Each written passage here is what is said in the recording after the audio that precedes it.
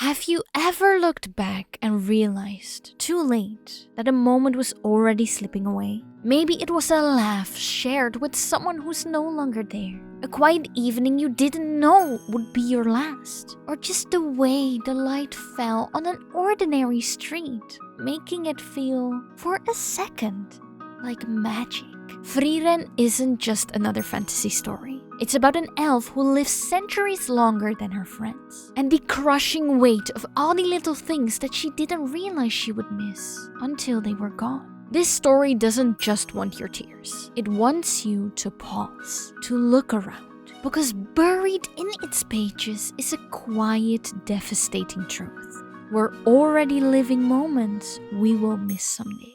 This is Frieren's Beyond Journey's End, written by Kanehito Yamada and illustrated by Tsukasa Abe. But before we continue, if you're enjoying this, feel free to like, subscribe, and share. It really helps the channel and keeps me motivated to create more for you guys. Thank you! In the world of Frieren, heroism has already happened. The Demon King has been defeated. The party, Frieren, Himare, Heiter, and Eisen, have returned home as legends. They've completed the epic tale that most fantasy stories would spend entire arcs building toward. And that's when the real story begins. In one of the very first chapters, we see the heroes gazing up at the meteor shower, which occurs once every 50 years. Frieren casually tells Himare that next time she will take him to see an even more beautiful one. Himare chuckles because he knows something Frieren doesn't yet understand.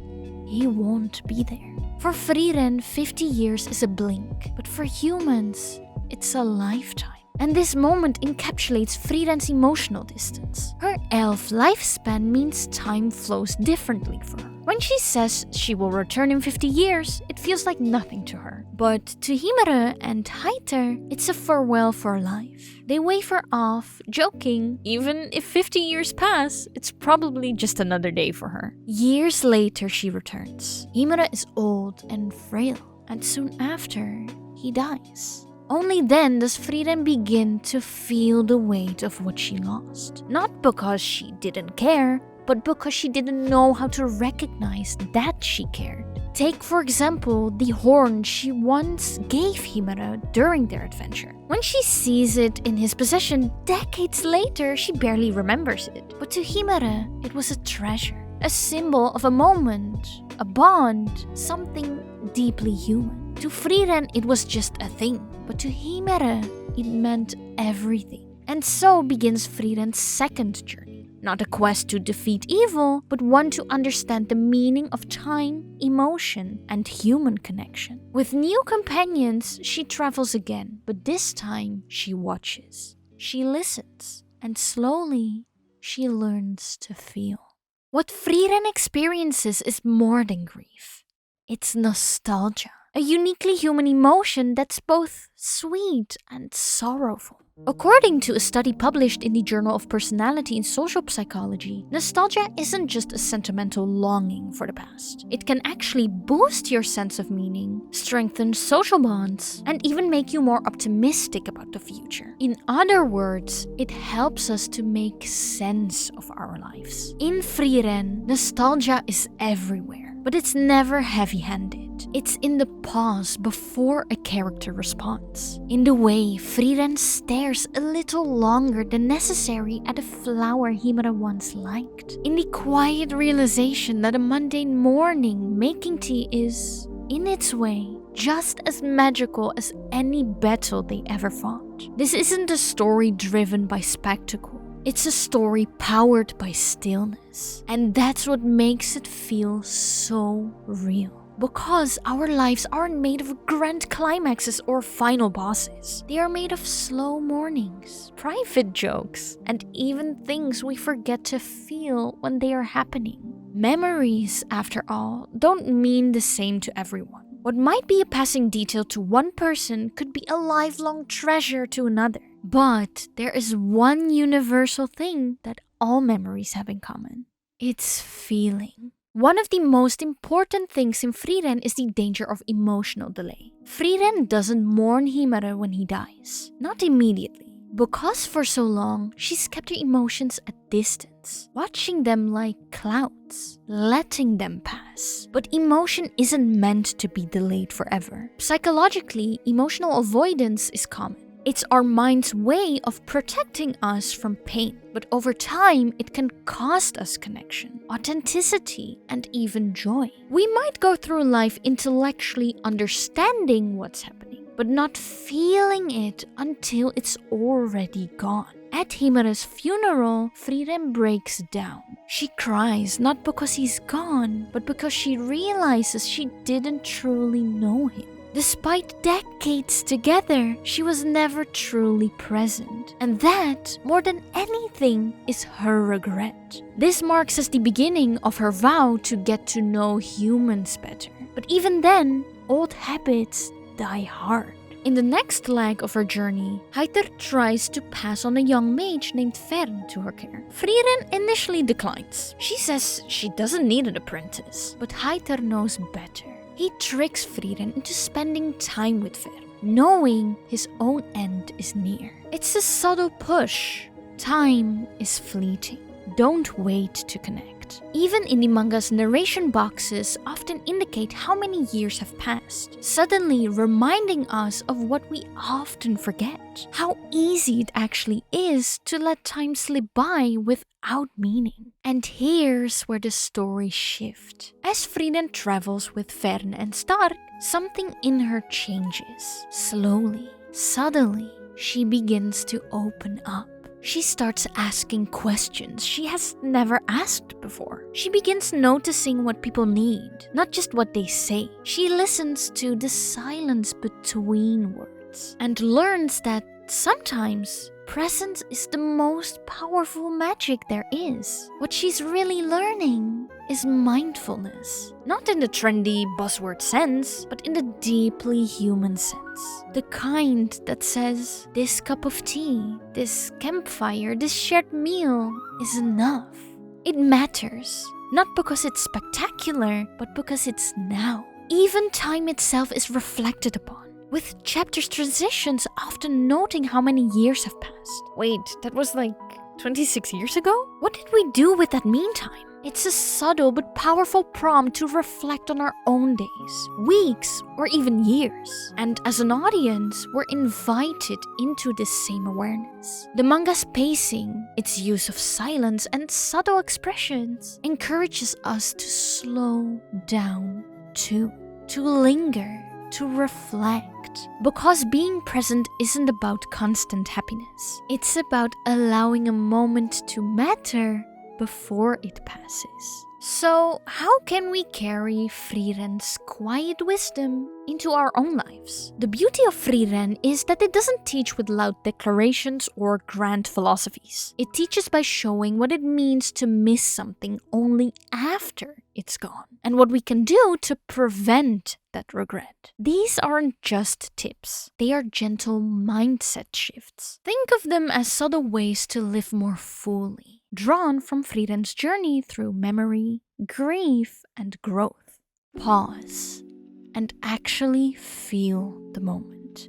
Once a day, take 10 seconds to stop and simply notice your surroundings. Not as a chore, but as an act of presence. Look what's around you. Listen, maybe taste or feel. Let the moment register. In the manga, there's a scene early on where Frieren gazes up at the Era meteors, a celestial event that happens once every 50 years. She mentions offhandedly that there's an even more beautiful meteor shower she wants to show Himura one day, oblivious to the fact that Himura, a human, won't live long enough to see it. That one moment captures so much. Her long-lived perspective, her emotional distance, and quiet tragedy of not understanding time until it's too late. By the time she begins to pause, to admire a flower, to notice the light of sunset, or the way Frieren quietly helps with dinner, those pauses aren't just aesthetic.